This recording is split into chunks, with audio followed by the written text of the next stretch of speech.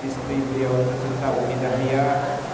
Mudah-mudahan Allah senantiasa memberikan keberkahan ilmu, memberikan keberkahan usia, panjang umur, sehingga beliau bersama keluarganya tetap membersamai kita di pondok pesantren yang sama-sama kita cintai, yang sama-sama kita hormati Kepala Madrasah Sanawiyah Desa Ustaz Komarudin beserta keluarga. Mudah-mudahan Allah menyehatkan beliau kembali.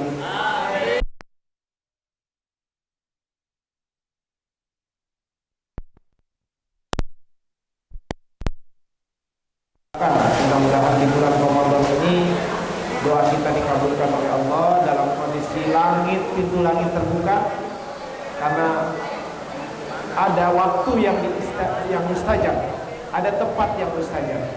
Waktu yang mustajab salah satunya adalah ketika hujan turun, ketika pintu langit terbuka, maka kita tengadahkan tangan kita ke langit, berdoa kepada Allah Subhanahu wa taala. Mudah-mudahan Al-Ustaz, orang tua kita Al-Ustaz Komarudin, pimpinan beserta pimpinan pondok pesantren dulu ini, Syekh Haji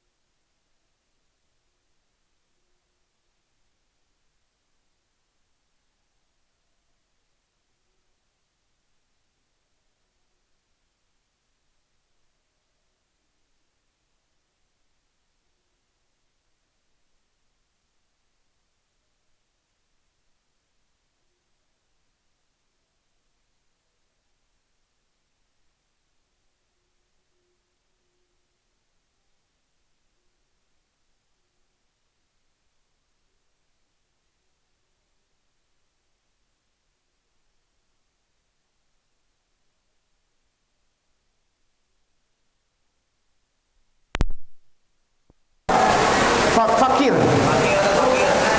Bab yang ke-24.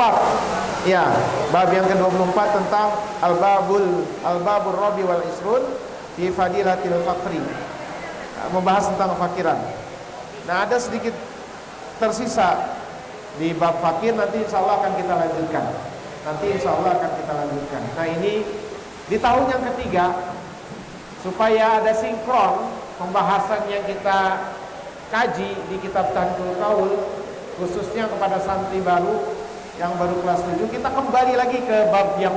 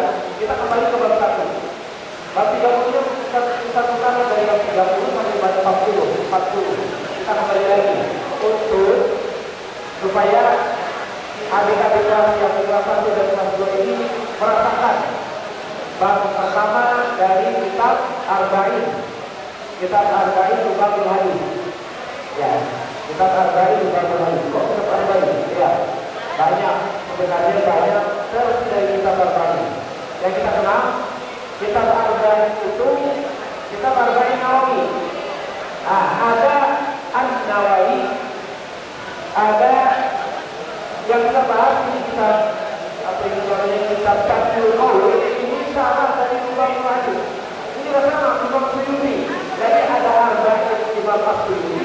bahas ini. Ada arba'in kitab arba'innya Imam Nawawi, An-Nawawi, Baghdad, An-Nawawi. Nah ini sarah yang Tadbirul Qaul yang kita bahas, Tadbirul Qaul. Ini sarah yang ditulis oleh ulama Indonesia. Ulama Indonesia, ya, yaitu Syekh Muhammad bin Umar, Syekh Muhammad bin Umar Nawawi Al-Jawi. Jadi namanya Imam Nawawi. Kalau tadi An-Nawawi dinisbahkan kepada ayahnya atau kepada pekerjaan ayahnya, Nawawi. Nah ini Nawawi namanya Imam Nawawi. Kebangsaannya adalah Al-Jawi, Al-Bantani, Jawi. Jadi Indonesia dulu ada. Jadi bukan Indonesia, tapi Al-Jawi, Jawa. Karena memang jaringan ulama yang ada di Indonesia, yang ada di Nusantara dahulu, misalnya Nusantara dan lain Indonesia, banyak berkecimpung di Timur Tengah. Jadi nanti kita akan bahas terlebih dahulu sebagai mukadimah pada masalah ini. Kita akan membahas biografi dari Imam Nawawi. Jadi itu ada dua yang kita kenal, yang kita kenal. Ada An-Nawawi, ada Imam Nawawi dan An-Nawawi. Jadi An-Nawawi adalah pengarang kitab Syarah Tadbirul Qaul yang kita bahas pada malam ini. Ya, syarah dari Ulumul Hadis, yaitu kitab Arba'in. Bukan hadis yang sampai, tapi 40 bab yang membahas tentang hadis, akhlak dan sebagainya. Jadi ada hadis Arba'in Nawawi, ada hadis Arba'in Asyuyuti, dan ada hadis Arba'in yang lainnya. Jadi ini yang kita bahas adalah hadis Arba'in Imam Asyuyuti yang disyarah oleh Imam Nawawi Al-Bantani, ulama, salah satu ulama Indonesia, ulama keturunan dari Kesultanan Banten, ya, Al-Bantani, Al-Jawi, Al-Bantani, yang di akhir hayatnya beliau mendedikasikan semua usia dan ilmunya kepada perkembangan ilmu pengetahuan di jalan sana. Sampai nanti Syekh Nawawi Al-Bantani ini mempunyai banyak julukan. Ada julukannya beliau diberikan oleh para muridnya sebagai Sayyidul Ulama Al-Hijazi. Sayyidul Ulama Al-Hijazi, ulama Hijaz. Jadi bukan satu atau dua orang ulama yang banyak mengajarkan ilmu di Timur Tengah sana. Jadi itu hebatnya ulama-ulama dahulu. Padahal kalau kita lihat dari sejarah bagaimana sulitnya mereka menuntut ilmu ketika itu, dibatasi dengan politik, dibatasi dengan suasana politik yang tidak memungkinkan untuk belajar, dibatasi dengan kehidupan sosial sebagai penduduk pribumi yang dijajah yaitu oleh Belanda. Tapi mereka tetap teguh menjalankan kewajiban yang mereka, bahkan sampai ke kemana? Tanah kelahiran Rasulullah, sampai ke negeri Makkah. Salah satunya adalah Imam Nawawi Al-Bantani yang zaman sekarang belajar mudah, sampai ada di mana-mana. Ulama ada di semua kampus, ada di semua tempat. Ya, ada di semua tempat. Tapi pada masanya Imam Nawawi Al-Bantani, Imam Nawawi itu lahirnya di tanah Serang. Ini suaranya ada kurang apa ya? Nggak jelas ya suaranya. Jelaskan suaranya. Yang terlalu banyak informasi itu apa itu? Serang. Siapa yang pernah ke Serang? Tahu Serang? Kota yang letaknya ada di ujung paling barat Pulau Jawa. Sekarang masuk provinsi Banten. Masuk ke provinsi Banten.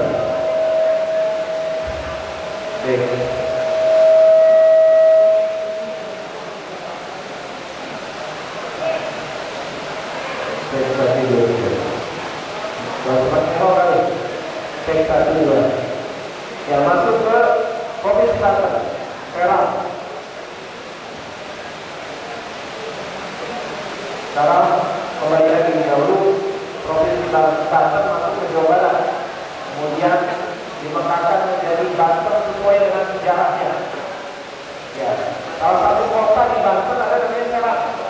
Dan salah satu kecamatan di Serang ada namanya Tanara. Itu tempat kelahiran dari Imam Nawawi Al-Bantani, namanya Tanara. Tanah hara, dari kata tanah dan hara. Hara itu artinya subur, tanah hara, tanah yang subur. Atau ada juga yang mengatakan kenapa disebut Tanara karena udaranya panas. Tanah bara, tanah hara. Tapi ada yang mengatakan hara itu adalah tanah yang subur. Ya, bagian dari tanah yang komposisinya itu bagus buat pertanian, subur katanya, tanah hara. Jadi beliau berasal dari sana, dari Serang. Di usia 15 tahun, kemudian Imam Nawawi Al-Bantani kemudian baru melanjutkan pendidikan ke Kota Banten. Setelah banyak himpitan, banyak gejolak yang ada di tanah air. Karena memang pendidikan ketika itu sebelum tahun 1899, zaman Belanda, zaman VOC ya, sebelum zaman Belanda. Kita lihat itu dijajah sebenarnya bukan oleh Belanda, tapi oleh VOC, swasta. Jadi bukan kerajaan Belanda, tapi VOC dulu. Dan itu bukan main terdendasnya masyarakat Indonesia. Jangankan untuk belajar, untuk makan yang susah, untuk makan yang susah. Baru setelah tahun 1899, ketika pemerintah Belanda mengambil alih, ketika pemerintah Belanda konsentrasi melihat pendidikan yang ada di Indonesia, yang ada di Nusantara, pemimpinnya ketika itu Ratu Juliana. Dan dia punya politik pendidikan namanya politik etis. Politik etis dimulai dari tahun 1899. Sedangkan Imam Nawawi itu wafatnya di 2 tahun sebelumnya, tahun 1897 di kota Makkah. Jadi sebelum itu Imam Nawawi terjun oleh politik VOC yang menekan masyarakat Indonesia untuk tidak mengenyam pendidikan yang mudah, yang gampang. Di tengah himpitan itu, himpitan secara ekonomi, masyarakat Indonesia dijajah di bidang politik. Tidak ada masyarakat Indonesia yang berkembang kekuasaan tinggi di negara kita sendiri. Secara ekonomi kita juga dijajah. Jadi secara ekonomi, budaya, politik, sosial, semuanya dihimpit. Nah, Imam Nawawi hidup pada masa sulitnya pendidikan di negara kita. Makanya banyak orang-orang muslim yang ingin belajar menuntut ilmu itu akhirnya pergi haji, bukan cuma sekedar pergi haji. Kalau sekarang ada namanya haji alami. Haji sekarang udah ada. Sekarang udah lebih dikatakan lagi. Tahun 90 ada namanya haji alami. Jadi pergi haji menetap di sana sambil belajar. Kalau sekarang udah bisa haji ya haji, bisa tulis ya tulis, bisa belajar ya belajar. Gak bisa haji sambil belajar. Sebab ada masanya. Kalau mau berangkat haji, masanya berapa hari? Cuma 40 hari maksimal. Haji, bisa haji. Jadi setelah itu ya wajib pulang ke Indonesia. Sebab bukan bisa belajar. Tapi pada masa-masa sebelumnya, sebelum petang, kita bisa pergi haji, tapi nggak pulang lagi. Menetap di kota Makkah atau di kota Madinah untuk tujuan belajar kepada TNS yang mengajarkan ilmu pengetahuan di sana. Makanya Imam Nawawi ketika itu susahnya, sulitnya mendapatkan pendidikan di negara sendiri karena terbimbing oleh pemerintah, oleh penjajahan Belanda. Sejak itu akhirnya Imam Nawawi melaksanakan ibadah haji usia 15 tahun. Usia 15 tahun itu berarti usia apa? SMA sekarang. SMP. Bagaimana SMP? Kelas 3 SMP. Kelas 3 SMP beliau 15 tahun beliau melaksanakan ibadah haji, kemudian belajar di sana di kota Makkah kepada siapa? Kepada ulama-ulama Syekh Masyayikh di sana yang berasal dari berbagai negara sejarah, termasuk generasi pertama ulama-ulama Indonesia yang mengajar juga di sana. Banyak ulama-ulama Indonesia yang mengajar generasi pertama, ulama-ulama Indonesia yang mengajar di sana. Dan Imam Nawawi adalah salah satu murid yang menonjol dari Indonesia, dari Nusantara di Indonesia, dari Jawa. Banyak ulama-ulama dari Sumatera, dari Kalimantan, dari Jawa. Itu generasi pertama. Kemudian Imam Nawawi generasi kedua. Imam Nawawi kemudian pulang mengajarkan ilmu, mengajarkan agama di Indonesia di tanah air. Kemudian karena lagi-lagi politik, karena himpitan politik, beliau dituduh termasuk orang yang mendukung pemberontakan di Ponorogo. Nah, perang di Ponorogo, pernah dengar perang di Ponorogo? Jadi banyak ulama-ulama yang dikait-kaitkan dengan pergerakan melawan penjajahan. Karena memang Imam Nawawi sendiri adalah orang yang keras terhadap kezaliman. Maka karena itu beliau kemudian balik ke kota Makkah sampai akhir hayatnya dia di sana. Sampai akhir hayatnya dia di kota Makkah sampai tahun 1897 baru beliau wafat di kota Makkah. Jadi belum sempat mengenyam pendidikan seperti Soekarno, mengenyam pendidikan seperti Hotchok Pranoto. Ya, tahun 1899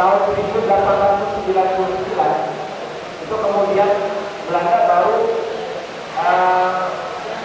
memperlakukan politik etis. Jadi baru pendidikan itu diberikan kepada orang-orang pribumi dengan syarat dan ketentuan yang berlaku. Jadi pendidikannya dipisah-pisahkan. Ada pendidikan khusus buat orang Belanda, ada pendidikan khusus buat orang pribumi, ada pendidikan khusus buat orang Arab, ada pendidikan khusus buat orang Cina, ada pendidikan khusus buat para pejabat-pejabat penjajah, menjadi pejabat-pejabat yang mempunyai jabatan pemerintahan kolonial. Jadi kalau sekarang nggak ada. Di Indonesia sekarang nggak ada pendidikan apa itu namanya kebangsaan.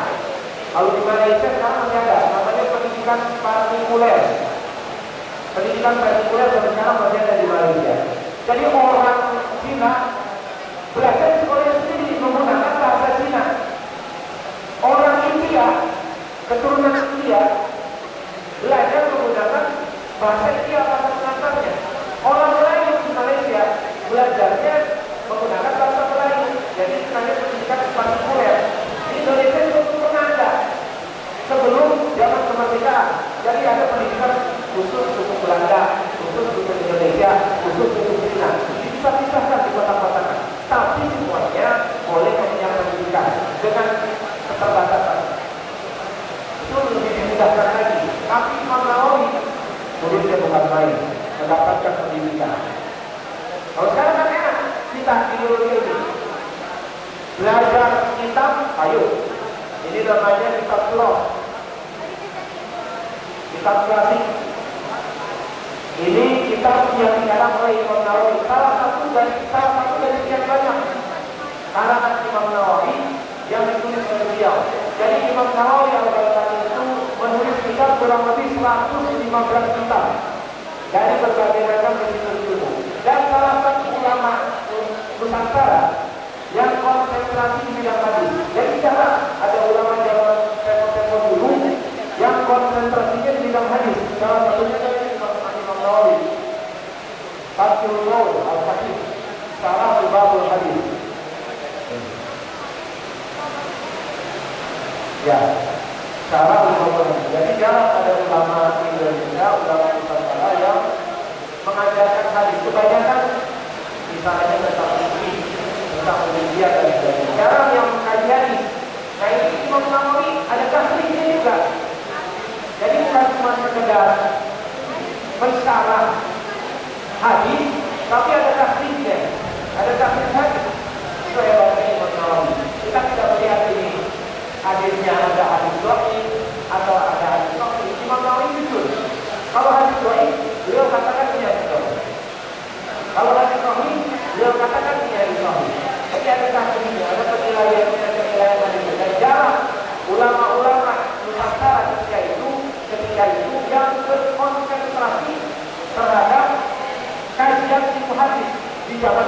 Kalau zaman sekarang udah banyak ahli tafsir kita punya, ahli sejarah kita punya, ahli tafsir, ahli Quran kita punya, ada Quraisy, ahli sejarah, ahli hadis kita, ahli fikih kita.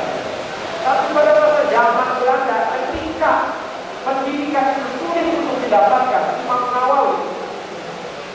Nawawi al-Baghdadi dia bisa menjadi bintang yang bersinar. Bukan saja dikenal di negaranya sendiri, tapi murid-muridnya tersebar ke berbagai negara. Di Timur Tengah banyak murid-murid, apalagi di Asia Tenggara, di Patani. Patani itu daerah mana sekarang? Thailand Selatan, di Patani, di Filipina, di Sulu, di Filipina. Kemudian di Malaysia juga bukan main, masih banyak murid. Apalagi di Indonesia, banyak di antara pendiri organisasi yang ada di Indonesia itu bukan lepas dari pendidikan yang diajarkan oleh Imam Nawawi al-Baghdadi di Makkah dulu. Pendiri NU juga murid beliau, pendiri Muhammadiyah juga pendiri beliau, pendiri Mersi yang ada di Sulawesi juga murid beliau, murid Imam Nawawi al-Baghdadi. Kemudian pendiri Masjid Anwar yang ada di Pandeglang, Banten juga murid beliau. Jadi generasi itu generasi ketiga. Jadi Imam Nawawi generasi kedua, kemudian Imam Hasyim Asy'ari, Kiai Haji Ahmad Dahlan itu generasi ketiga. Jadi kalau dibilang Imam Nawawi itu kabur, tidak tidak berjuang memerdekakan atau tidak berjuang membela saudaranya di tanah air itu, tapi malah kabur ke Timur Tengah, itu salah. Sebab murid-muridnya memegang peran penting dalam perjuangan kemerdekaan Indonesia. Termasuk mantu beliau, Syekh Asnawi yang ada di Caringin, pendiri Masjidul Anwar.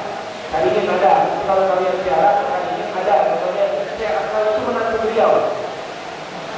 Nah, salah seorang pejuang yang ada di Banten yang terlibat dalam peristiwa Geger Banten, peristiwa Cilegon.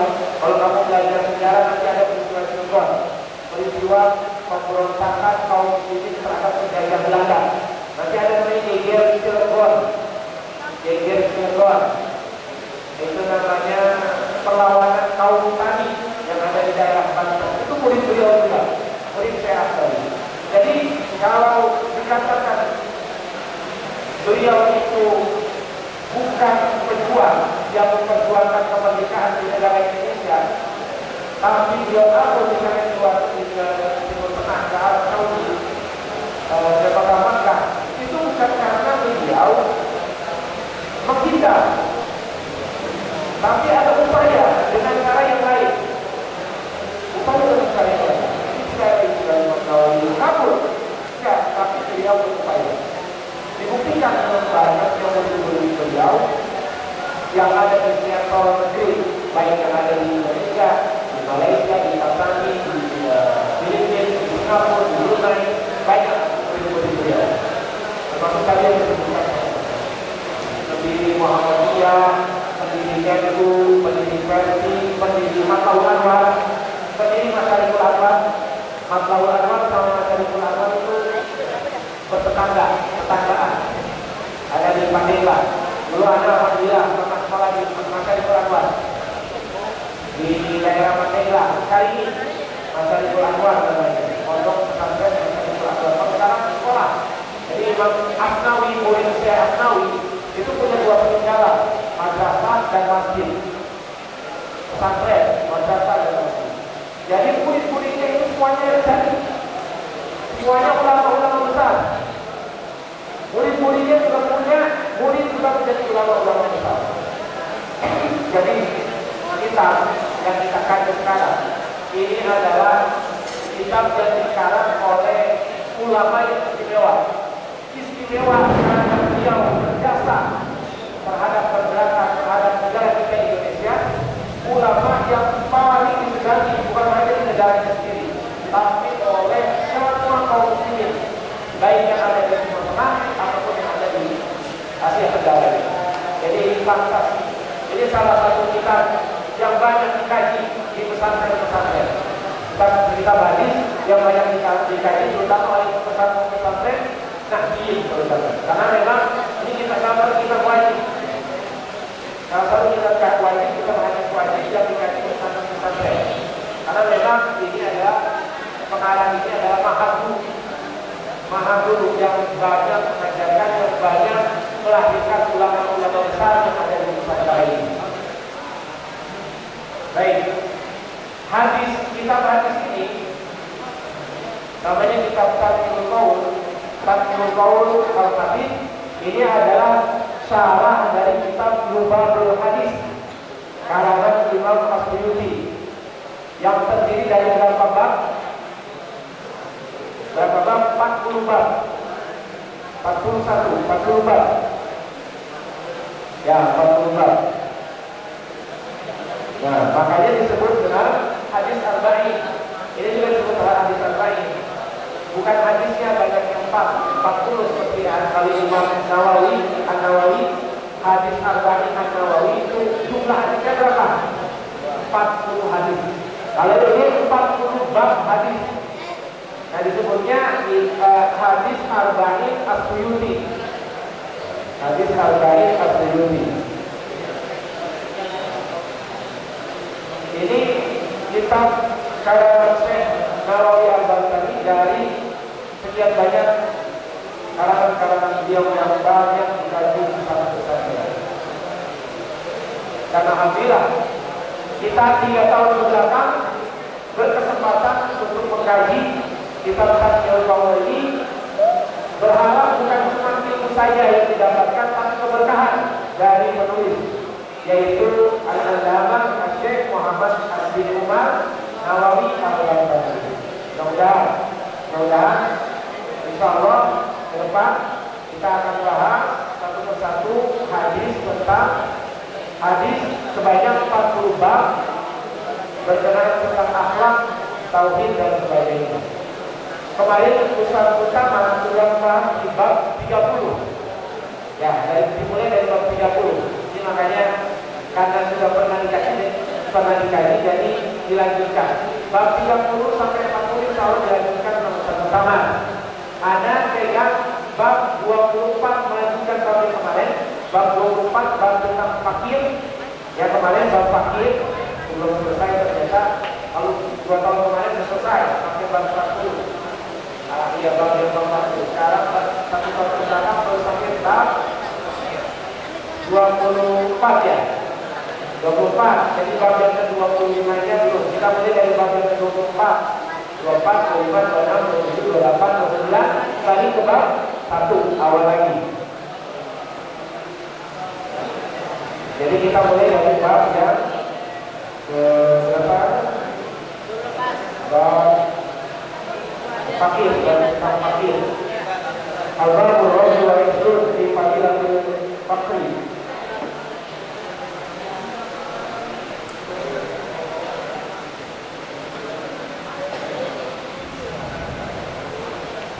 Bab yang ke-40 ya, bab yang ke-24 di Fadilatul Fakri. Membahas tentang keutamaan fakir. Oh, kok fakir utama? Fakir kok fakir? Fakir butuh. Kalau dilihat dari katanya fakir itu butuh. Jadi bukan cuma konotasinya bukan cuma fakir itu orang yang butuh atau orang yang tidak memiliki harta. Orang yang tidak punya ilmu itu fakir. Orang yang butuh pengampunan dari Allah juga fakir. Orang yang butuh rahmat dari Allah juga fakir. Al-fakir. Orang yang butuh. Orang menuntut ilmu, yang butuh ilmu pengetahuan harus akan ilmu pengetahuan juga disebut fakir. Maka di sini disebut fakir. Di Fadilatul Fakri. Bab yang ke-24 membahas tentang keutamaan fakir.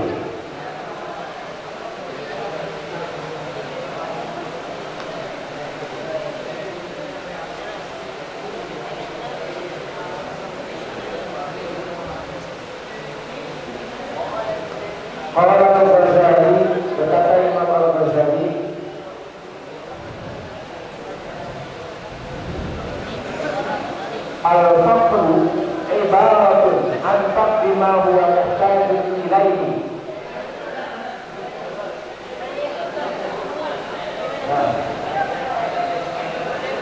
fakir adalah fakir itu ungkapan ibarat al-fakdima huwa muhtajun ilaih. Fakir itu untuk mengungkapkan sesuatu, hilangnya sesuatu yang dibutuhkan, hilangnya sesuatu yang dibutuhkan.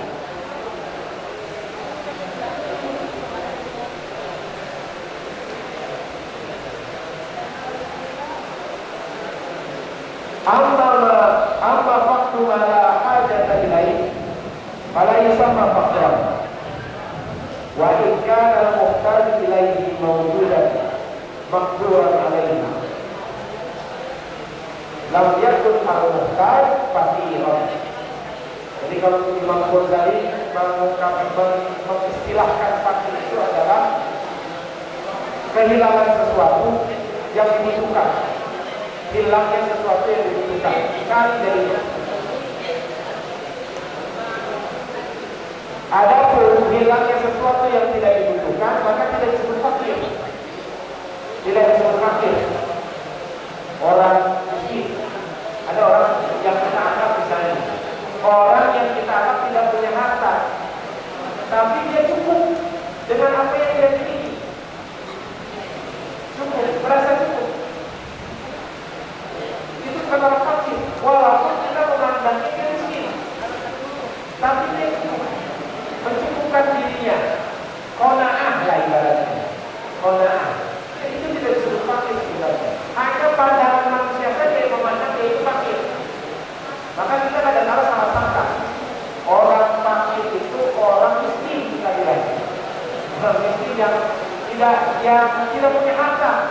Padahal belum tentu juga. Kadang-kadang orang yang tidak bergelimang harta, tidak banyak hartanya, tapi dia merasa cukup, qanaah dengan apa yang Allah berikan. Tapi ada orang yang kaya raya, tapi merasa murah aja, hilang aja, padahal dia punya. Itulah sebenarnya yang sebenarnya disebut orang fakir.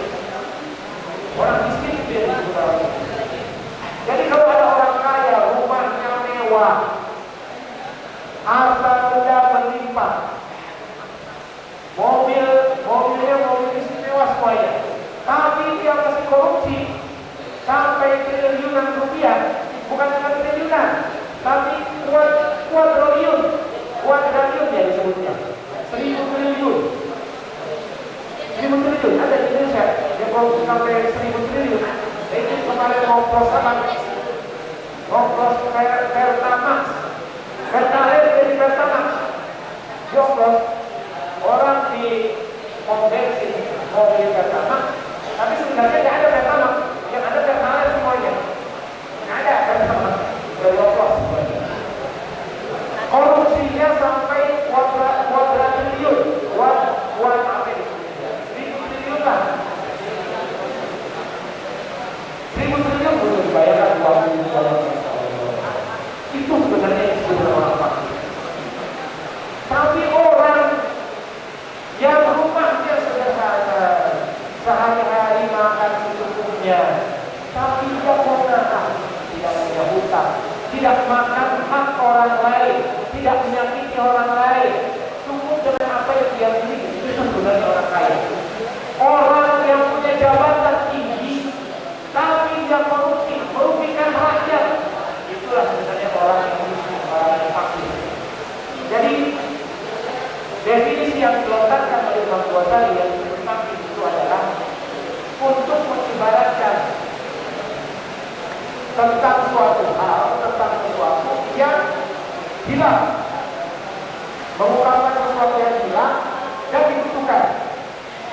Ibaratul anfaq lima huwa muhtajun ilaihi, yaitu mengungkapkan sesuatu yang hilang dari hal yang dibutuhkan.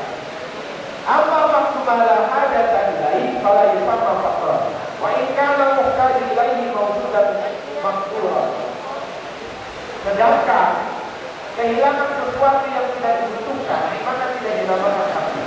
Wa in kana muhtajun ilaihi mawjudan maqduran. Lam yakun muhtaj al-fakir. tidak disebutkan orang yang butuh itu sebagai orang fakir, karena dia tidak butuh. Hilang, memang dia tidak punya, tapi dia sebenarnya tidak butuh, tidak selalu membutuhkan. Buat apa banyak harta, tapi malah justru harta itu didapatkan dari kezaliman dirinya. Lebih baik dia apa yang dia dapatkan dengan hasil jerih payah sendiri, keringat sendiri, didapatkan dengan hasil yang halal, lebih baik dia terima. Ketimbang harus apa itu namanya mojo, pengen mendapat harta yang banyak, tapi bertindak curang-curang.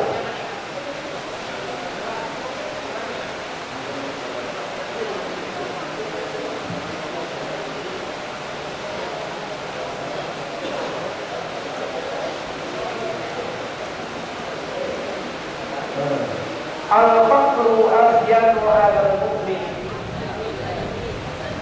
min al-hidayah al-hasan ala al-qadil al-marah. Qala Nabi sallallahu alaihi wasallam al-faqru, kefakiran, fakir, butuh, asyadu ay ajmalu, itu lebih baik, asyadu ala mu'min itu lebih indah, lebih bagus, ala mu'min bagi seorang mu'min, minal idhari al-hasan, minal qadil faras,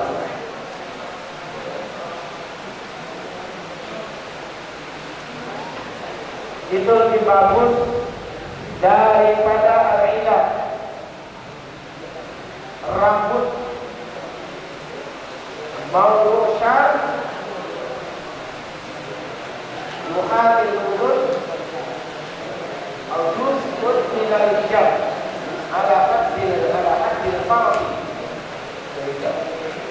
minal dari hasan, daripada hiasan rambut yang bagus, ala haddil fardi, yang dilekatkan atau ditempelkan pada pipi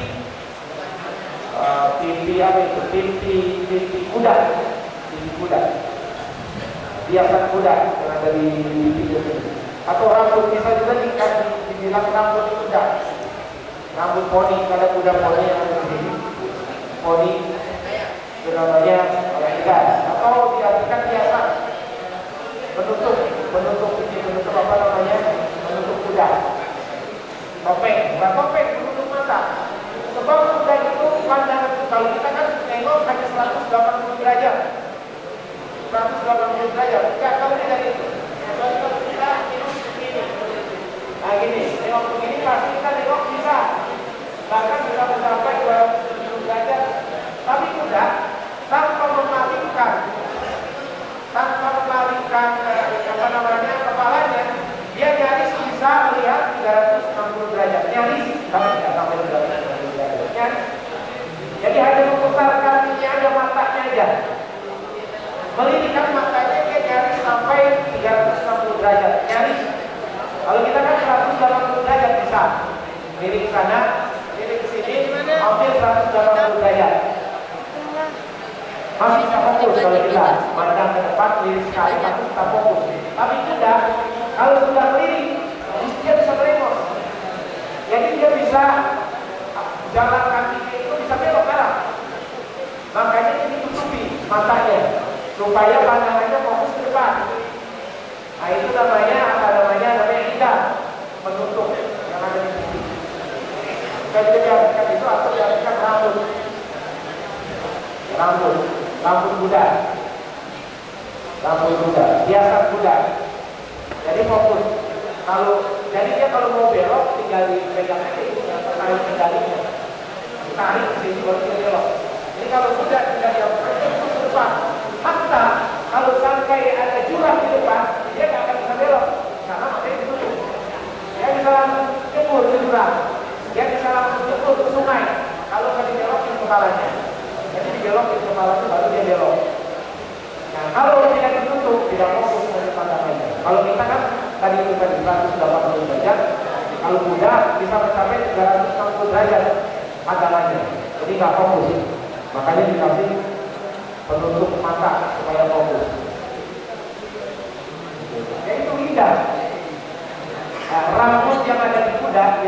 yang bulu kuda itu bagus. Tapi itu lebih bagus kepakiran yang dimiliki oleh orang fakir. Kepakiran yang dimiliki oleh orang fakir. Al-faqru azyanu 'alal mu'min min al-ridal hasanah. Ini fakir dalam arti dalam konotasi yang positif, bukan fakir dalam arti yang negatif. Fakir al-faqru azyanu 'alal mu'min min al-ridal hasanah 'alal rajul faras. Lebih indah, lebih bagus daripada hiasan rambut yang tumbuh di gigi kuda. Di muka kita itu banyak rambut. Nah, rambut macam-macam beda-beda. Cuma kita sebutnya kalau orang Arab beda-beda. Rambut yang ada di depan ini beda namanya. Rambut yang ada di sini beda. Di sini beda, yang ada di belakang beda. Di Indonesia, mana itu beda namanya? Ini di belakang ini apa namanya? Apa kalau kita ini? Bukan ini. Gasir. Orang Betawi sebutnya gasir. Itu gasir. Nah, kemudian ini namanya apa ini? Ya kalau kita nyebutnya jenggot bukan, apa itu namanya? Tomekan. Ini baru ini jenggot. Kalau orang Sunda itu namanya. Jadi kalau jenggot yang ada di sini, yang ada di apa namanya? Dagu. Kalau yang sobek ini.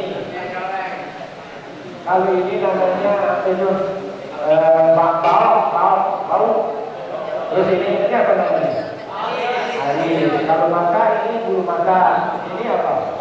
Ini kumis. Ini kumis. Kalau yang sini yang di hidung sebelah sini di antara kumis kiri dan kanan. Ini beda lagi namanya kalau di bahasa Arabnya.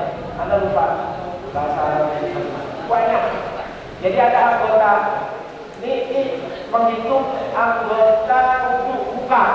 Jadi batasan rambut yang tumbuh di sini dengan di sini beda-beda namanya. Makanya dalam ilmu fikih ada batasan wajah yang disebut wajah. Wajah mana? Para mana? Batasan ini disebutkan rambut. Jadi tumbuh rambut yang tumbuh di jidat, ini yang ada di jidat rambut di ujung rambut ini. Ini disebut muka sampai di rambut jenggot atau apa namanya. Itu baru disebut muka. Jadi ini harus basah semuanya. Wajib. Sebab ini maksudnya rukun apa? Rukun wudu. Beda kalau jenggot. Kalau gigi atau tunas. Kalau wajah wajib. Jadi kalau wajah yang menutupi rambut, apakah harus kena air? Harus. Alis. Jadi nggak boleh alis itu disulap. Awas ada haram menyulam alis, sulam. Jadi alis dicukur, kemudian dikerok, kemudian ditato.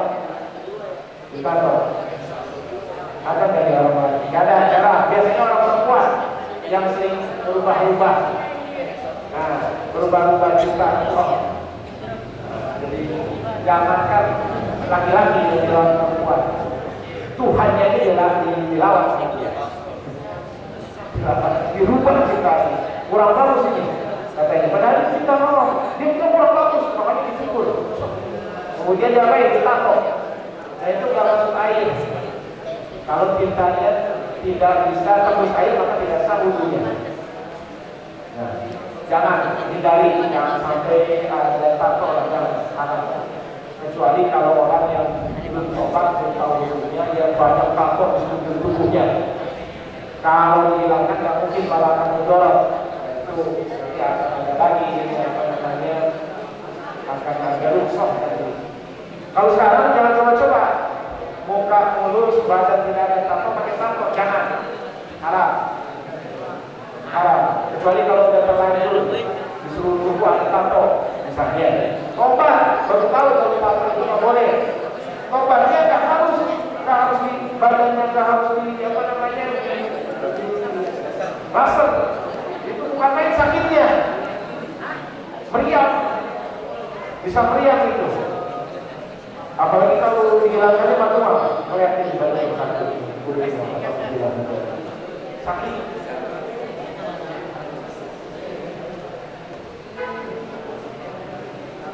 Jam berapa ini?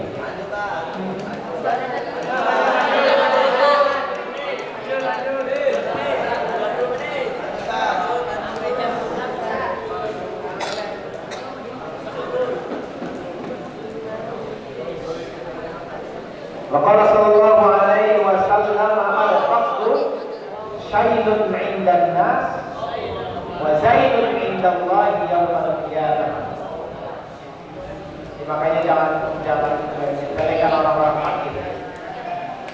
Jangan menyepelekan orang-orang fakir. Wa qala sallallahu alaihi wasallam al-faqru syailun. Kefakiran itu adalah syailun, ai aibun wa qabihun, Kefakiran itu adalah syailun. Apa itu syailun? Aibun, aib. Wa qabhun, buruk, jelek. Dalam pandangan manusia itu dipandang sebelah mata oleh yang fakir. Indan nas. Dalam pandangan manusia kefakiran itu aib. Wa zainun 'indallahi yaumil qiyamah. Sedangkan di sisi Allah kefakiran itu adalah biasa. Zainun 'indallahi ai li salamati sahibihi fid darain. Karena kefakiran itu membawa keselamatan bagi orangnya, bagi pemiliknya, di dunia dan akhirat. Di dunia dan akhirat. Harta itu hisabnya berat. Hisabnya berat. Orang fakir yang ringan. Gak ada yang perlu dipertanggungjawabkan, gak perlu banyak pertanyaan. Kalau kita dengan harta yang berlimpah, dengan harta yang kita miliki, setiap yang kita miliki pasti ditanyakan. Dari mana asalnya? Ngomong dari mana asalnya itu bukan main fiturnya. Untuk apa digunakan hartanya? Setelah dapat, untuk apa digunakan? Dimanfaatkan untuk apa? Untuk apa? Kemana mengalirnya itu hartanya? Kita disebut kaya mungkin.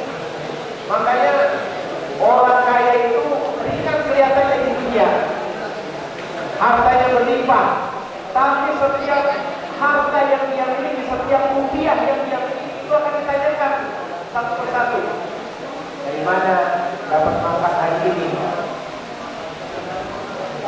Sama siapa makannya? Bagaimana cara mendapatkannya? Apakah didapatkan dengan cara yang halal ataukah didapatkan dengan cara yang haram? Pertanyaan karena ribet. Makanya kefakiran itu menjadi biasa, menjadi kebanggaan di akhirat. Orang yang fakir nggak berat-berat bertanya. Gak hisabnya tak terlalu banyak. Gak seperti orang kaya yang harus ditanya ini dan itu. Belum lagi jabatan yang dia miliki. Bagaimana cara mendapatkannya itu jabatan? Ketika dia menjabat, dia melakukan apa? Melakukan kezaliman apa enggak?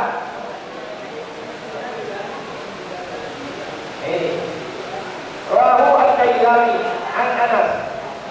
Diriwayatkan dari Imam Ad-Dailami an Anas wa isnaduhu dhaifun. Ini tadi ada sebutkan. Imam Nawawi itu jujur. Ketika mengatakan hadis ini dhaif, dia dhaif. Ketika mengatakan hadis ini sahih, jadi katakan sahih sama Imam Nawawi. Nawawi al-Ghazali. Jadi jangan ulama-ulama Nusantara, ulama-ulama Indonesia yang bertanya seperti ini. Pada masanya ya, kalau sekarang mungkin banyak ulama-ulama Indonesia sendiri banyak yang mentahrik hadis. Tapi setelah Imam Nawawi jarang, apalagi pada masa dulu, yang pendidikan didapatkan itu sangat susah. Nah, Imam Nawawi bisa kita bayangkan bagaimana cara dia belajar dengan kondisi yang sempit, dengan kondisi yang terhimpit, tapi beliau bisa mendapatkan banyak ilmu, bisa mengarang kitab, bisa mentahrik hadis. Jadi perkara wa isnadul dhaif itu bukan perkara mudah. Dia harus cari juga tahrik hadis yang lain, harus belajar hadis, harus belajar Baitullah Mustalah, harus belajar riwayat, harus belajar riwayat, harus belajar rijal hadis, paham betul ilmu hadis, baru dia bisa menuliskan wa isnadul dhaif wa isnadul hasan wa isnadul dhaif.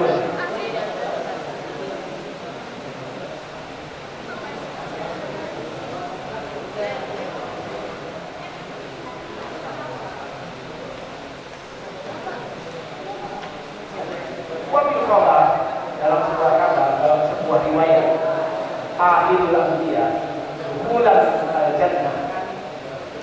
Nabi yang paling terakhir masuk ke surga adalah Sulaiman bin Daud alaihi wassalam.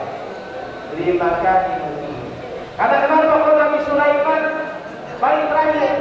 Karena dia posisinya bukan cuma sekedar nabi, tapi apa? Aja, punya jabatan, punya banyak harta, punya banyak kemampuan. Ditanya banyak. Tanya. Ketika dia jadi raja, apa yang dia lakukan? Ditanya. Ketika dia banyak harta, ketika Nabi Sulaiman banyak harta, hartanya untuk apa? Ditanya. Ketika dia memiliki kemampuan, ketika Nabi Sulaiman mendapatkan anugerah Allah berupa bisa bicara dengan binatang, bisa mengendalikan jin dan sebagainya, punya kemampuan yang diberikan anugerah yang diberikan oleh Allah untuk apa? Maka banyaknya pertanyaan ini akhirnya membuat Nabi Sulaiman itu akhir orang yang paling terakhir masuk surga. Wa akhiru ashabi dukulan al-jannah Abdurrahman bin Auf al-Ajlina. Dan sahabat yang paling terakhir masuk ke dalam surga adalah Abdurrahman bin Auf al-Ajlina. Ini hanya pengibaratan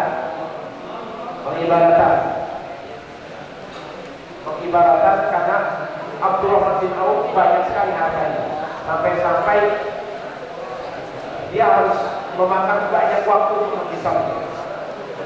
Waqala sallallahu alaihi wasallam hubbul fuqara min akhlaqil anbiya wallahu a'lam.